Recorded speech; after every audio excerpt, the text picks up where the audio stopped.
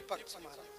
भाद्रपद शुक्ल पक्ष की पूर्णिमा तिथि से आश्विन कृष्ण पक्ष की अमावस्या तिथि तक जो 16 तिथियां आती हैं, ये पितृपक्ष माना जाता है। पितृपक्ष पितरों की साधना का सर्वोत्तम अवसर है। जिन पूर्वजों की कृपा से हम लोगों को ये सुंदर देह प्राप्त हुआ, जिन पितृ देवताओं की कृपा से हमको पद मिला, जिन पितृ देवताओं की कृपा से हमको प्रतिष्ठा मिली, जिन पितृ देवताओं की कृपा से हमारे जीवन में सुख मिला, शांति मिली, समृद्धि मिली, उन पितृ देवताओं की उपासना का सर्वोत्तम अवसर है पितृपक्ष में। जो हम श्राद्ध कर्म करते हैं, जो आचार्य जी नित्य प्रति पूजा पाठ कराते हैं, पहले देवताओं का पूजन करवाते हैं, फिर पितृ देवताओं का पूजन करवाते हैं महाराज। जो श्राद्ध कर्म हम करते हैं, जो तर्पण आदि कर्म करते हैं, इनसे हमारे पितृ देवताओं का पोषण होता है। जो श्राद्ध कर्म जो आप यहाँ करोगे या अपने घर में रहकर पितृपक्ष में आप लोग करते हैं, तर्पण करवाते हैं, ब्राह्मणों को भोग लगवाते हैं, उन कार्यों से पितृ देवताओं का पोषण होता है, पितृ देवताओं का पोषण। परंतु हमारे पितृ देवताओं को वास्तविक प्रसन्नता तो तभी प्राप्त होती है जब हम लोग अपने पूर्वजों के निमित्त कोई धार्मिक अनुष्ठान करवाते हैं।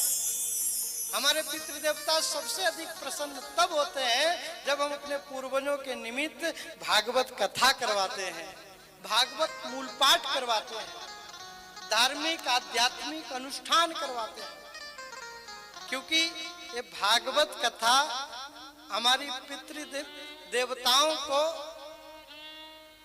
पितृलोक से परमात्मा के लोक की यात्रा करवाती है। तो हमारे पूर्वज पितृलोक में रहते हैं, तो उनको जब हम श्राद्ध कर्म करते हैं, जब तर्पण करते हैं, जलदान करते हैं, पिंडदान करते हैं, तो उस समय तो उनका पोषण होता है। परंतु जब हम लोग भागवत कथा करवाते हैं तो हमारे पितृ देवताओं की यात्रा भगवान के लोक की यात्रा होती है। जो पितृलोक में रहते हैं, पितृलोक से फिर वो परमात्मा के लोक में चले जाते हैं। इसलिए तो कहा, क्योंकि भागवत आत्म कल्याण और पितृ कल्याण का सबसे बड़ा साधन है।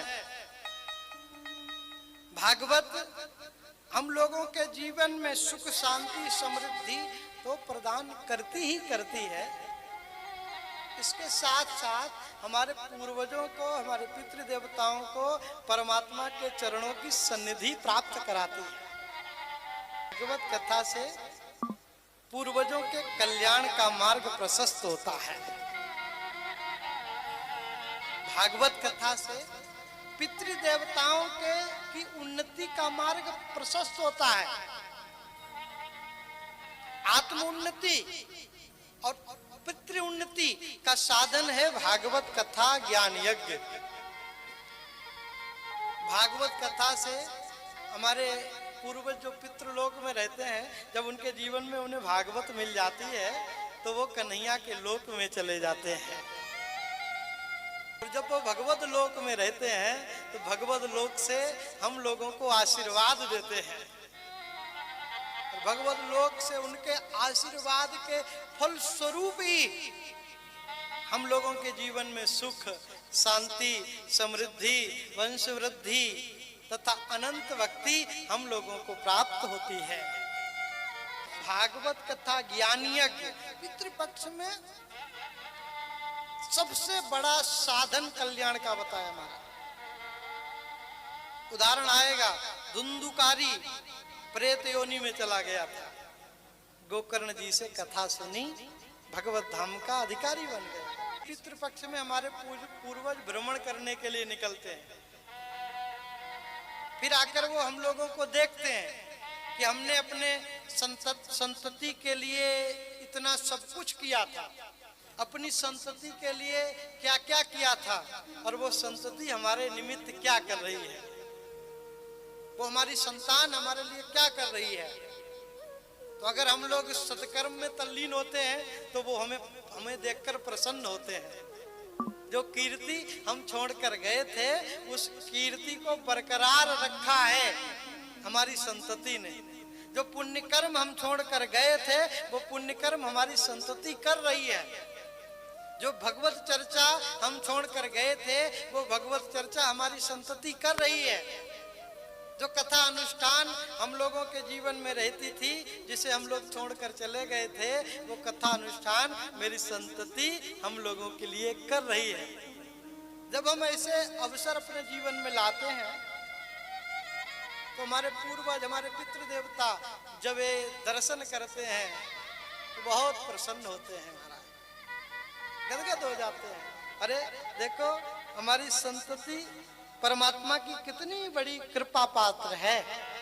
इनको देखो इतने पुण्य कर्म करने का अवसर प्राप्त हो रहा है, अपने भाग्य को सराहते हैं।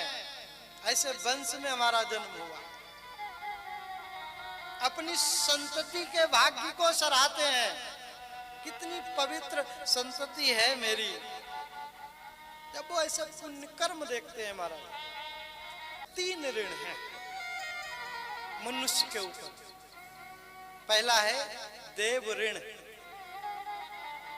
दूसरा है ऋषि ऋण और तीसरा है पितृ ऋण। देव ऋण से उऋण होने के लिए हमको दान करना चाहिए। देव ऋण से उऋण होने के लिए हमें यज्ञ करना चाहिए, हमें अनुष्ठान करवाने चाहिए, हमें धार्मिक आध्यात्मिक अनुष्ठानों में सहभागिता करनी चाहिए, भगवत सेवा करनी चाहिए, कन्हैया की सेवा करनी चाहिए, अपने गोपाल की सेवा करनी चाहिए, अपने राम जी की सेवा करनी चाहिए, धर्म की सेवा करनी चाहिए, तीर्थ की सेवा करनी चाहिए। ये देव ऋण से उऋण होने का उपाय है महाराज। दूसरा हमारे जीवन का ऋषि ऋण। ऋषि ऋण से उऋण होने के लिए हमारे जीवन में जो ज्ञान हमें प्राप्त हुआ है, भगवत कृपा से जो ज्ञान हमें मिला है, उस ज्ञान को बांटना चाहिए, स्वाध्याय करना चाहिए, संध्या वंदन आदि करनी चाहिए। ऋषि ऋण जो गुरुजनों की कृपा से हमें प्राप्त हुआ वो हम दूसरों को समर्पित कर दें। जो ज्ञान हमें मिला उस ज्ञान से दूसरे की सेवा कर दें, ऋषि ऋण। और तीसरा हमारे जीवन का है पितृ ऋण। पितृ ऋण हमारी मैया का ऋण, हमारे पिता का ऋण, हमारे दादा का ऋण, हमारे दादी का ऋण, हमारे परदादा का ऋण, हमारी परदादी का ऋण, हमारे पितृ कुल का ऋण, हमारी मातृ कुल का ऋण। पितृ ऋण का पितृ ऋण के लिए श्राद्ध कर्म हमको करना चाहिए। पितृ ऋण के लिए से उऋण होने के लिए हमें अपने पितरों के लिए तर्पण करना चाहिए, हमें अपने पितरों के लिए पिंडदान करना चाहिए, हमें अपने पितरों के लिए जलदान करना चाहिए। और सबसे विशेष, क्योंकि इन कार्यों के करने से तो हमारे पितृ देवताओं का पोषण होता है, अपने पितरों के लिए हमें सुकृत करने चाहिए, पुण्य कर्म, हमें भगवत आराधना करनी चाहिए, हमें अपने पूर्वजों के लिए माला जाप करना चाहिए, अपने पूर्वजों के लिए संकीर्तन करना चाहिए, अपने पूर्वजों के लिए धार्मिक आध्यात्मिक अनुष्ठान करवाने चाहिए, अपने पूर्वजों के लिए भागवत राम कथा का आयोजन करना चाहिए और उसके फल को अपने पूर्वजों को समर्पित कर देना चाहिए। उसके फल को अपने पूर्वजों को समर्पित कर देना चाहिए।